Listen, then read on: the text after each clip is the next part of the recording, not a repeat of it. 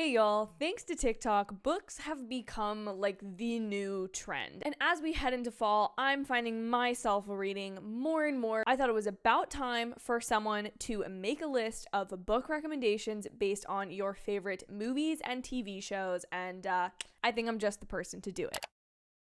With these, I tried really hard to avoid recommending the book on which the movie or TV show is actually based. You might want to read something similar without having to go through the exact same storyline. And sometimes when you love reading so much, you get into writing, which is why I am so excited to announce that today's video is sponsored by my good friends over at Arc Studio. For my very first recommendation, if you're a fan of the lovely fall rom-com, easily in my opinion one of the best romantic comedies of all time, When Harry Met Sally, which of course follows two friends as they start out, as they go through different periods in their life, debating the essential question that has plagued humanity from the early dawn of man. Can men and women be friends, or is there always a romantic or sexual undertone? And the book I've chosen for you, if you want to read something similar, is People We Meet on Vacation. This book is following two best friends, similar to When Harry Met Sally, who start off kind of hating each other as they go through multiple years of their life and meet up every summer for a summer vacation. So yes, while When Harry Met Sally is strongly fall vibes, and this book is a little bit more summer themed, I think the general story is what we're after here. This is Poppy and this is Alex. And Poppy and Alex start off hating each other. They quickly become friends in college, and then something happens in their friendship. You don't know what it is when the book starts out, but you kind of read through their past to kind of pick up on different issues that may have arisen in their friendship, different experiences they have gone through, to eventually find out, is there something more between them? Is their friendship forever ruined? You have to read the book and find out. The author has a note at the end of the book explaining just how much When Harry Met Sally inspired this book. She talks about how every time she sits down to watch When Harry Met Sally, she still finds herself being irritated with Harry at the beginning of the movie, kind of finding him annoying, and can't imagine why Sally may ever come to even want to be friends with him, nonetheless become more than friends. And so that is kind of the creative image that this book is based on. And I think you really feel it through the banter between them. It is extremely Nora Ephron-esque, and I think it's just a classic, and in my opinion, it's my favorite of the Emily Henry books. Highly recommend you check this out, and if you like the author's writing style, she has two other books. Something you may have noticed recently is a lot of classic books you may have read in school, like The Scarlet Letter or The Great Gatsby, have recently fallen into the public domain, meaning that the copyright for those books is available to literally anyone. And so I wouldn't be surprised if multiple movies of those started popping up. And so it's inspired me to get into screenwriting by adapting books I know really well. And that is all being done with the help of today's sponsor, which is Arc Studio Pro. Arc Studio Pro has simplified the screenwriting process. You guys have heard me talk about them before, but that's because I absolutely love them. If you're trying to write an adapted screenplay, you want to be able to look at your book and kind of mark out the different story beats in an outline before you start writing, but then maybe there's a specific scene that you really feel passionate about writing. Arc Studio makes that simpler than ever by allowing you to jump back and forth. Arc Studio was used by the Emmy award-winning team of Netflix's Arcane and is used by writer-director David Wayne, so you know that it's been tested, it's been used in the industry, and it's one that people really like. Another great feature that Arc Studio Pro has to offer is a mobile app that allows you to pick up your script or outline from literally any device as long as you have Arc Studio installed on it. So whether you're at a coffee shop, a bookstore coffee shop, or drinking your own coffee on your outdoor patio, you can be there writing your screenplay in Arc Studio Pro no matter where you physically are. If you're looking to change up your screenwriting process, use my code, which is on screen now or in the description down below, to get a $30 discount off of Arc Studio Pro, or go ahead and sign up for a free trial of Arc Studio now. Thank you again to Arc Studio so much for sponsoring this portion of the video. Moving on to my next recommendation. The next books that I'm going to recommend to you are based on The Handmaid's Tale. Handmaid's Tale is back for its 5th season, and it has one more season left. It follows this dystopian, religious, theocratic society that has completely stripped away the rights of most women, specifically women who are able to bear children, because their society has gotten to the point where children are not being produced and the population is shrinking. And so to survive, the United States becomes the Republic of Gilead, and you follow Offred, the main handmaid, as she traverses the experience of someone who's forced to be a handmaid. The two titles that I'm going to recommend to you, you may have already read in school, but is 1984 1984 and Animal Farm. Both of these are by George Orwell, who is kind of the king of this genre. I would say the only person that kind of gives him a run for his money is, hey Siri, who wrote Brave New World? The only person that kind of gives him a run for his money is Aldous Huxley, who wrote Brave New World, which there's also a TV show based on. So, you know, you got that one for free. And both give similar warnings for what could happen in the future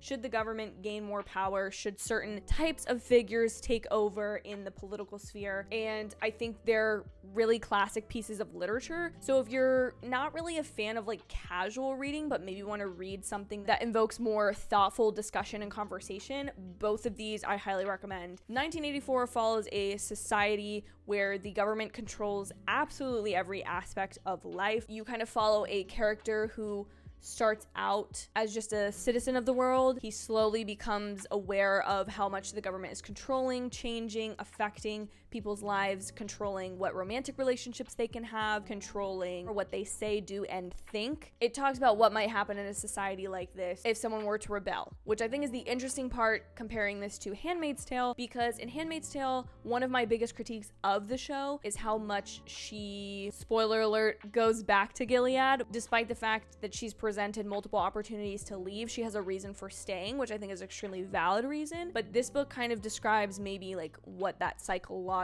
exploration is. And then Animal Farm, which look how thin it is. You can do this. You can do this. If you're not a reader, you can do this. This one is an allegory for the Russian Revolution and kind of the world during and post World War II and how different figures take over. But it is all told from the perspective of different animals on a farm. It's described as like a dark comedy fairy tale, which, you know, I think it's just the OG satire. And I think it's extremely important that everyone reads this book at some point. There's tons on both of these books, tons of breakdowns online. So if for some reason something seems like a little over your head or you're not really getting the allegory of this one, trust me, you can find an explanation out there. If you like Handmaid's Tale, I definitely recommend both of these books. Now, where are my Game of Thrones fans? I'm sure you guys have seen Dune and probably liked it. Both the Game of Thrones series and the Dune movie, specifically the one I'm talking about that released last year, directed by Denis Villeneuve, are extremely based around political intrigue, kind of the fighting and the power structures of these fantasy worlds,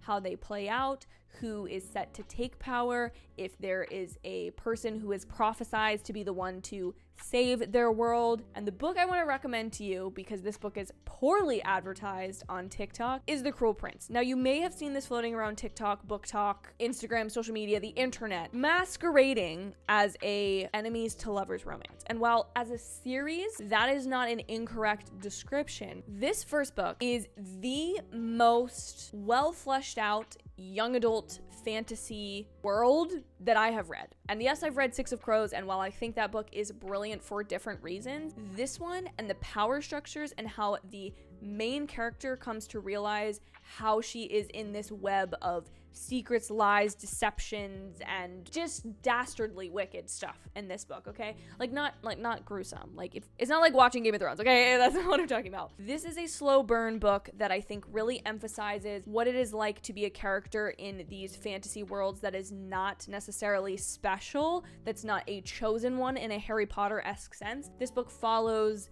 Jude, who is a mortal living in the fairy or fae realm. You immediately get an explanation as to why that is. I think this is a great in if you are kind of new to fantasy or not really familiar with some of its tropes or the world building that usually happens around that, because there is the modern world and then the fae world is kind of adjacent to this world, whereas in a lot of fantasy series it's like olden times or steampunk kind of, and like there's absolutely no reference to the modern world, which some people might have a critique of because it's not fully escapist, but I think that creates like a really easy like connection to the story. And this book follows Jude as she kind of wants to make a name for herself in the fae world, become a knight so she can protect herself and her twin sister, but she's ruthlessly bullied in school by these fae kind of royalty or different children of power players in this world. And so it's very much much if Jon Snow was a teen girl and, you know, Daenerys was like bullying him all the time. Okay, that's like what this book is. I just really, really highly recommend this if you're a fan of Dune or Game of Thrones or House of the Dragon now. And the last one is for the MCU, the Marvel Cinematic Universe itself. And you might be saying, Sasha, there are literally comics that I could read that are those same characters, that has that same vibe to it. Like, what the heck are you gonna recommend that has that sort of MCU-esque quality to it? And I'm bringing out my favorite author. This year was the first time I read one of her books, and she's also kind of a TikTok sensation, and so I have the vote of the people to back me up, and that is Taylor Jenkins Reid's quartet of historical fiction books. Does it have the science fiction nature to it? No. Does it have a team of superheroes or a team that comes together and is formed? No. But what they do have is characters that crisscross into each other. This is a universe. So these 4 books exist in the same universe, the same timeline, with the first book being a 1950s starlet, that being The Seven Husbands of Evelyn Hugo. Then there is a 1960s rock band in Daisy Jones and the Six, very a la Fleetwood Mac. Then we have 1980s surfers who are the children of a very famous musician. And then we have a 1990s tennis pro. There is just something about these books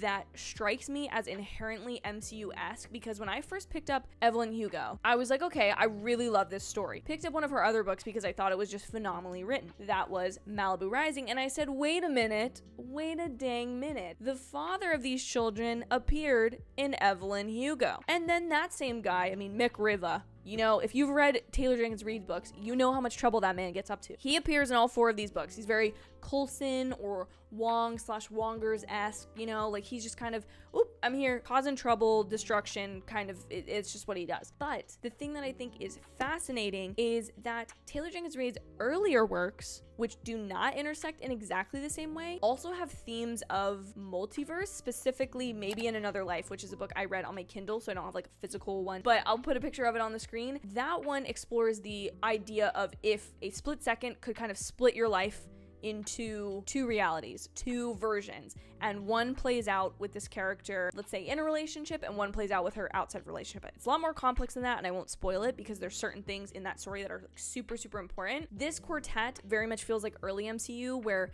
characters just show up or there's references to that band's album or this movie star's movie and things like that I think are just so clever. And there's also a Kindle Amazon original ebook called Evidence of the Affair, which also exists in the same universe, but it's told from the perspective of like normal people written back and forth in letters. Ugh.